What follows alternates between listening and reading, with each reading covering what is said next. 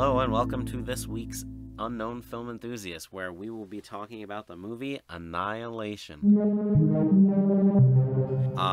So just to start us off, some general information. The IMDb plot synopsis is brief, but it gets right to the point. A biologist signs up for a dangerous secret expedition where the laws of nature don't apply. Spooky. And yeah, just general rating systems. On Rotten Tomatoes, it currently has an 86% among critics and a sad 65% Very sad, amongst users.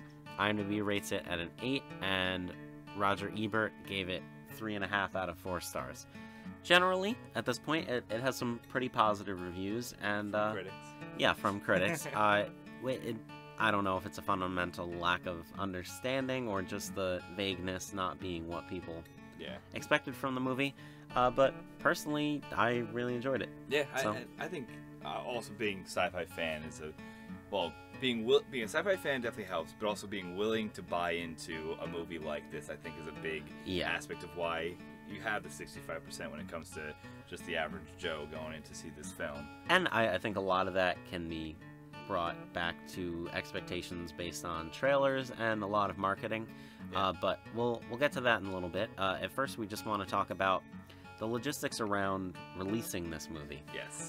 So to start off, the budget for this movie was $40 million. And they used every cent of it. They used every cent of it, and it's gorgeous. Yeah. Sadly, on this opening weekend, it only made $11 million domestically, which people say that it's impossible for original IPs to get made, and this kind of proves it.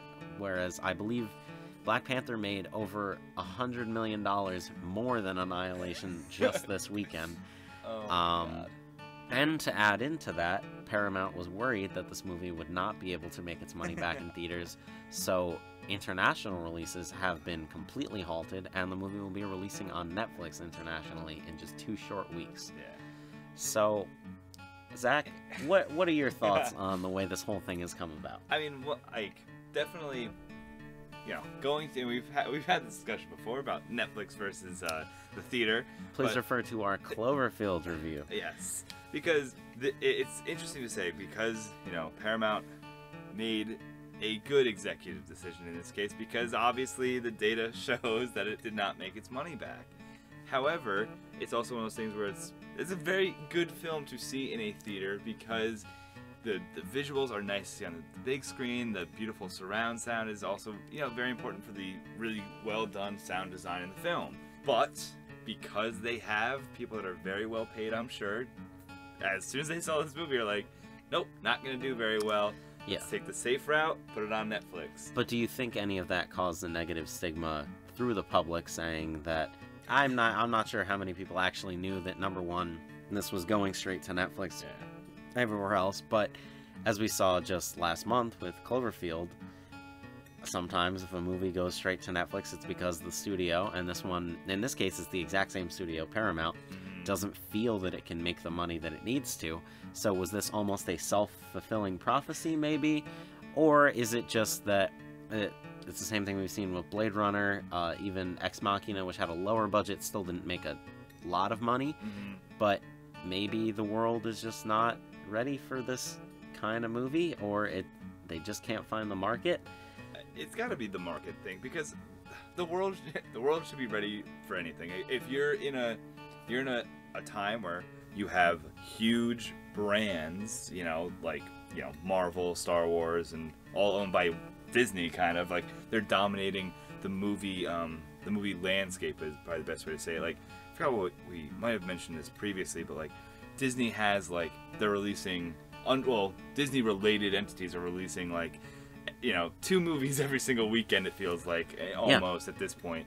So then for a studio to say, oh well, we really got to get a fresh new take on a new film, a new IP. And they're like, okay, they obviously funded this, however little it might be, but I'm sure the director fought tooth and nail for every dollar of that. Yes. So he got something.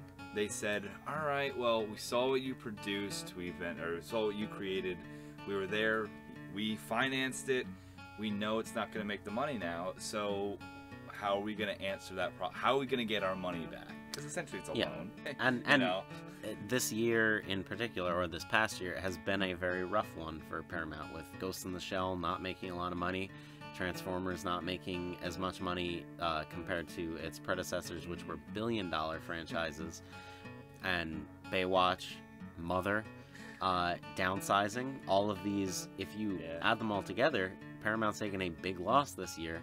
So you can almost say that you can't blame them for this, but it seems as though they're almost taking faith away from the directors, and it kind of makes me scared that we'll see less creative control and we'll get less original ideas as a result of it.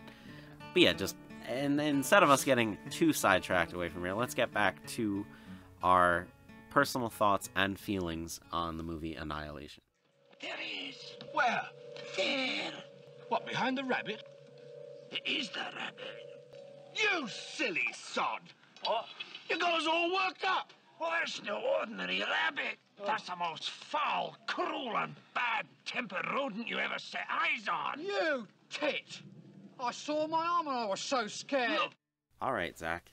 So the tagline for the marketing for this movie was "Fear What's Inside," and a lot of the trailers made it seem like a pretty intense horror movie.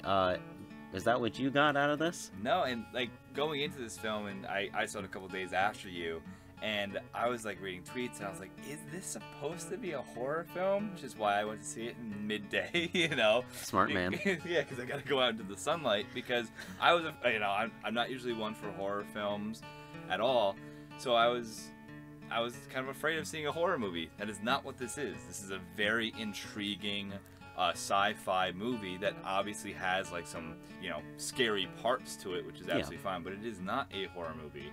And then when you're walking out, you're like, why are they asking me to fear what's inside? Because it's really my curiosity of what happens behind the shimmer, which is what the area that is affected by this extraterrestrial radiation, I guess, is probably maybe the best phrase for it. Oh, well, what's behind that wall? It's not like a house of horrors. It's very much like, this is a new reality. It's not very much unlike our own, but it is kind of leeching off of it a little bit. It's not meant to scare you. It's there to show you the possibilities that lie in there, and that's what makes it all the more interesting. And I feel like we could start this out just by saying that I loved this movie. Yes, so did I. Every second of it, and loved it so much that I saw it Friday morning, saw it again Saturday night, and I will probably be seeing it again soon.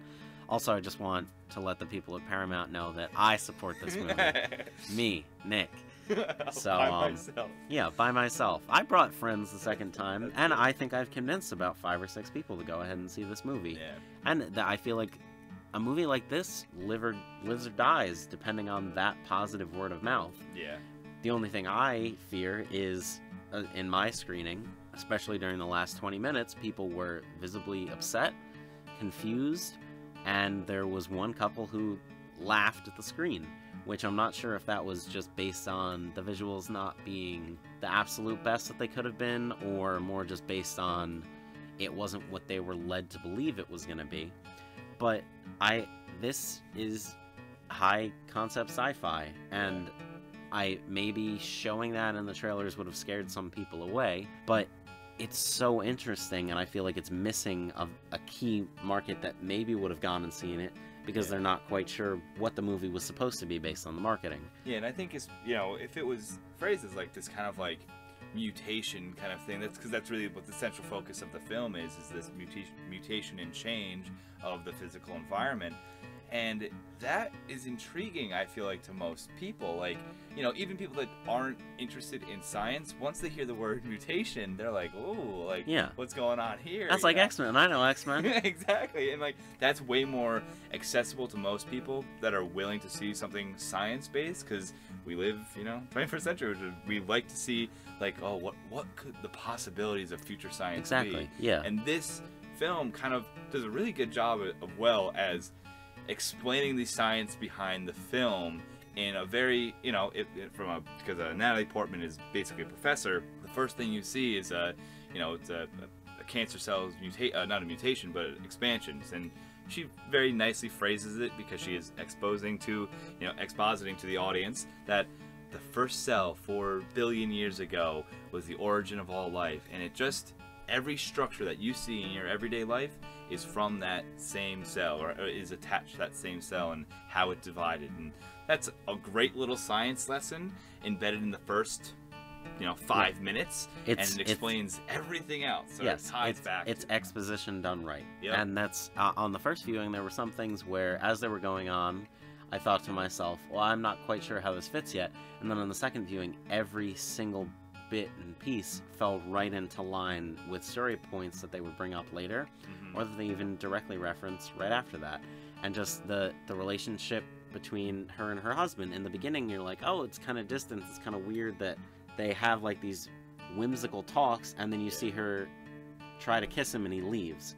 And it's something that you don't fully get until you see the movie as a whole, but just the whole idea of self-destruction and creation, and just understanding personality and basically the causes of why anything happens. Because it's a very, very, very intriguing concept.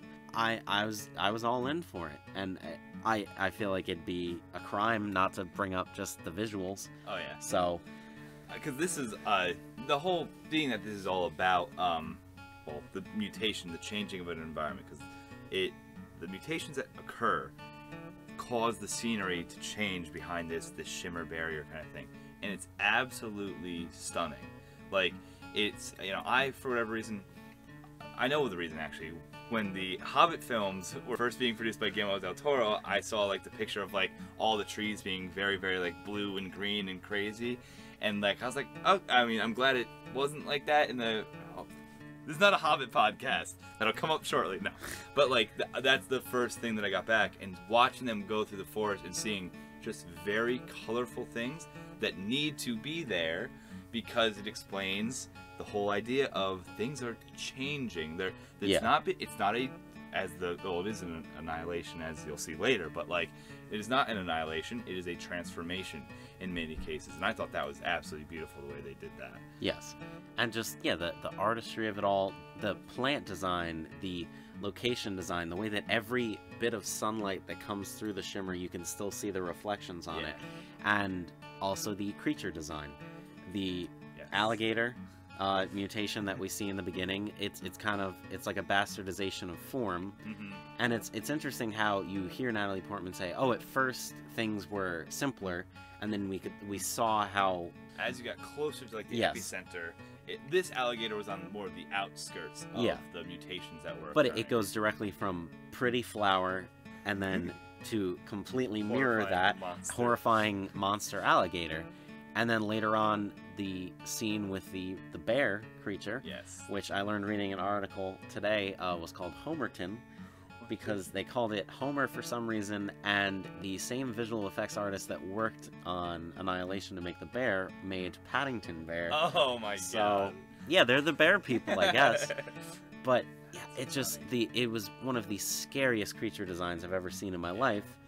Visually, as well as from like its creation standpoint as well. Like, that, like, seeing this thing is absolutely horrifying, and then as it exists in this world, we learn that it kills one of the people that go into the shimmer, and in this world that they've created here, is in those last 2 seconds, her mind was in some way embedded into the thing that had killed her. And that's the sci-fi element that people probably has issues with. But to me, loving that, I'm like, oh my god. And not only is that cool, it also has a purpose in the overall story. Because this is, during one of the more psychological parts where you're seeing a psychological meltdown, you hear the scream of the woman that was killed by the bear, which immediately resolves what's going on in that room, because she's like, I gotta go save that person. And then you find out about 2 seconds later, you hear the bear roar, and it's like, oh my god. And that was incredible. So creature design, end to end, I think is very powerful. Artfully done. And then, in addition, I feel like this goes right on top of that, is the sound design.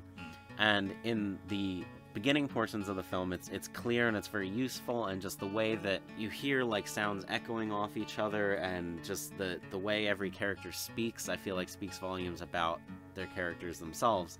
And then as we get into the climax of the movie, I feel like what will probably later be referred to as the Annihilation noise that deep synth riff Yeah. that goes on during the... What would you describe? Can you describe its form? No. I guess not. Like, the Annihilation given form kind of thing. It's this amorphous blob that takes on a humanoid figure in order to mirror Natalie Portman's character. Yeah. Kind of thing. It's insane. I think it's important to maybe take a little bit, because I realize now we're talking about the story element here as well. The creature itself symbolizes something very important about the world, and I think about the philosophy and the story behind the film. Is this, thing that is altering our reality, essentially, is that bad? Like, that's, Yeah. It's Because interesting. there's a difference between something coming in and when they first see that this comet has come in. Oh yeah, and also the whole shimmer was created by a comet landing in the southern reach of Florida, and scientists are sent in to discover what its purpose is, why it has created this visual shimmer around the outside, and no one has quite come back until this one man who comes back but doesn't really seem himself. Yeah. There's a difference between an extraterrestrial coming in with malicious intent and something that merely seeks to exist. It doesn't really... I don't know if it wants anything, is a line that's said in the movie, or what its purpose is. Its only existence is to recreate what it sees. And while the audience and the people within the movie see this as, like, it's an abomination of form, Yeah. really, it is something somewhat beautiful to see something create what it thinks everything is. So this isn't, it's not quite a bear, it's not quite a flower, it's not really a human, Yeah. it's what it sees on the outside, and it just kind of mixes the two together. Because it takes the basic structure of whatever it and again, we're giving this thing agency as if it has the purpose of doing this, because that's the vocabulary that we can use to kind of Yes. explain what's going on. But really, the nature of this thing, base nature with no intent, is to alter. Exactly.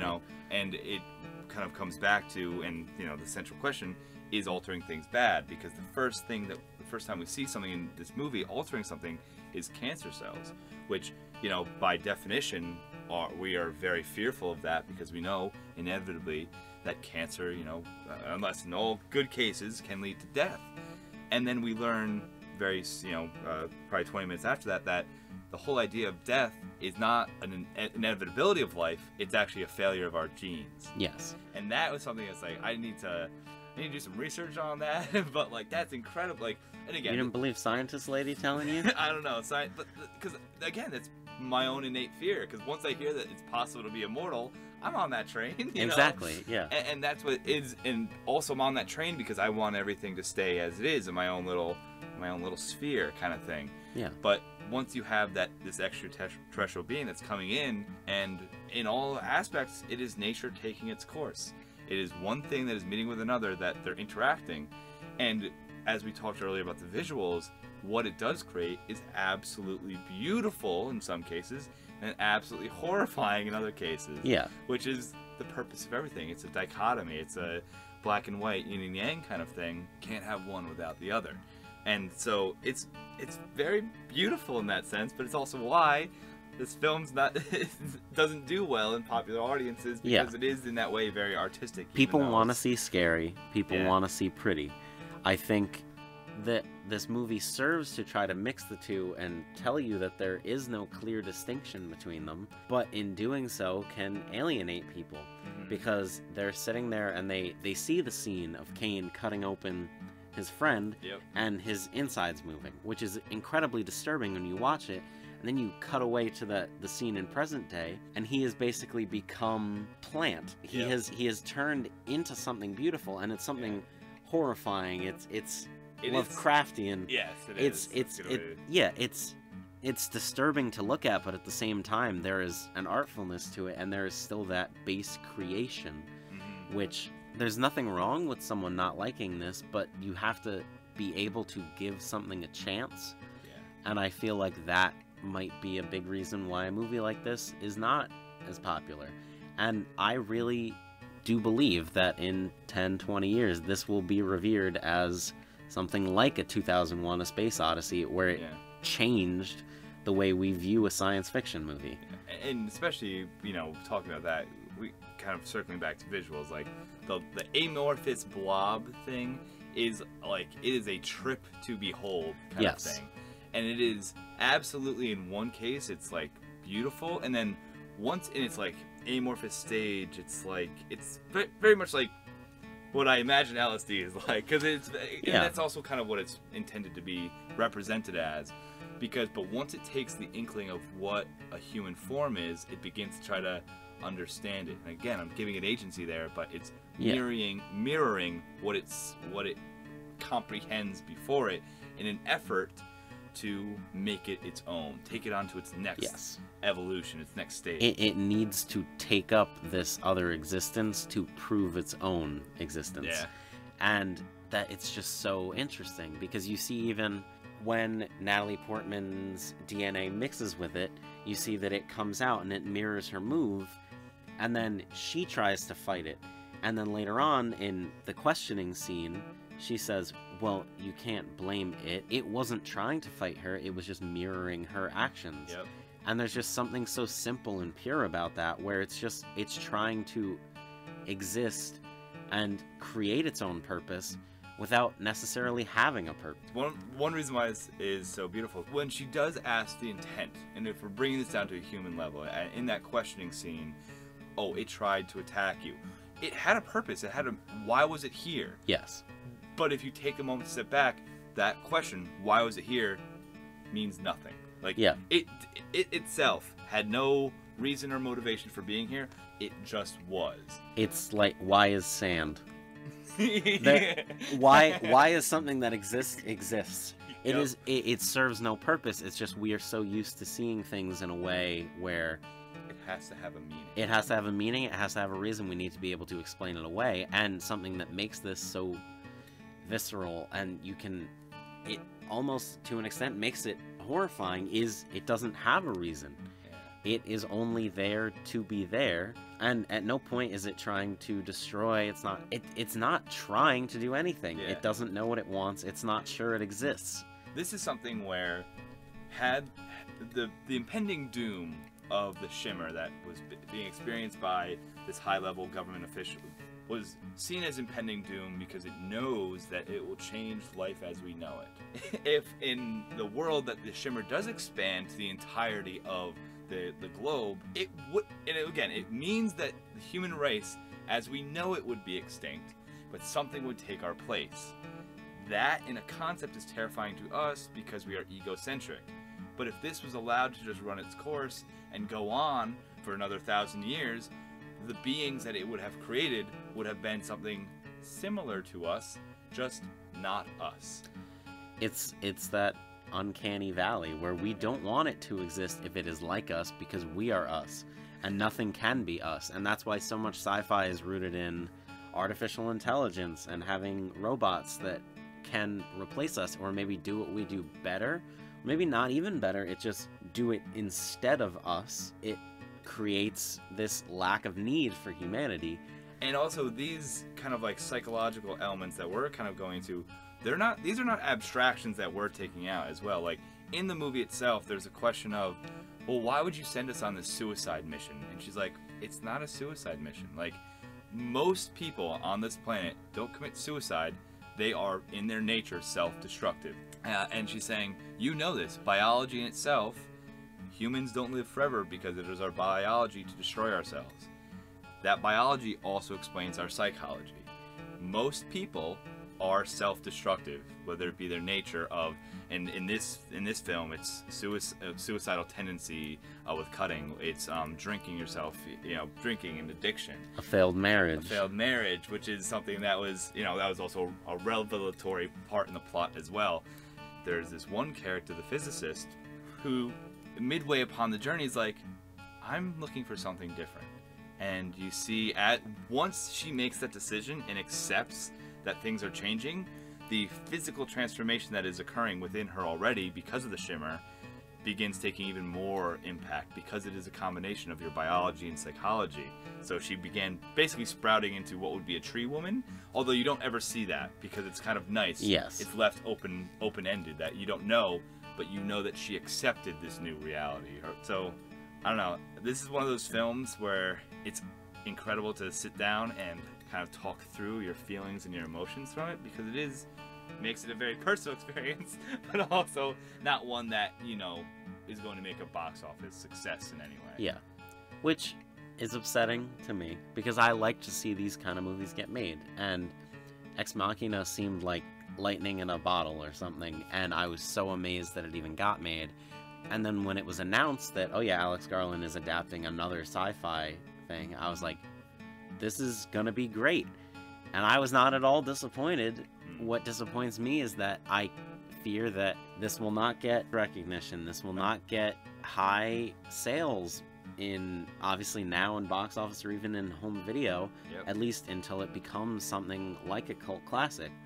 Because right now, I feel like me and my film enthusiast friends are the only people who care that it exists. It bothers me that people aren't willing to see something like this.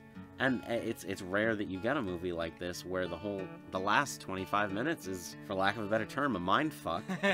And right now I'm talking about it, and more and more thoughts are just going through my head, and I'm just excited to look back at this for the third, fourth, fifth, sixth time that I see it. Probably not all of those in theaters, but at least a few more, because I want to make the most out of this for those who can't see it in the theater. And that is another part of this that's so frustrating, is that everything came together so perfectly as a film. The fact that some people won't be able to see it in a theater, it's depressing. And they also never got the opportunity to as well, because it has a international Netflix release. Exactly. So it is a absolutely wonderful film. So if you're in the United States and North America, definitely get a chance to go see it, because it might not be in the theaters in a couple of weeks, to be completely honest. And yeah, you can see the actors that in this movie in other movies that you would like. And the acting cast was phenomenal. Yeah. For example, Josie was played by Tessa Thompson, and Tessa Thompson was in another movie just this past year called Thor Ragnarok with Chris Hemsworth. Oh my god. Who was in the Avengers with Scarlett Johansson, who was in Her with Joaquin Phoenix. And what was Joaquin Phoenix in? Joaquin Phoenix was in Signs. Oh my god. Signs, Sealed, Delivered.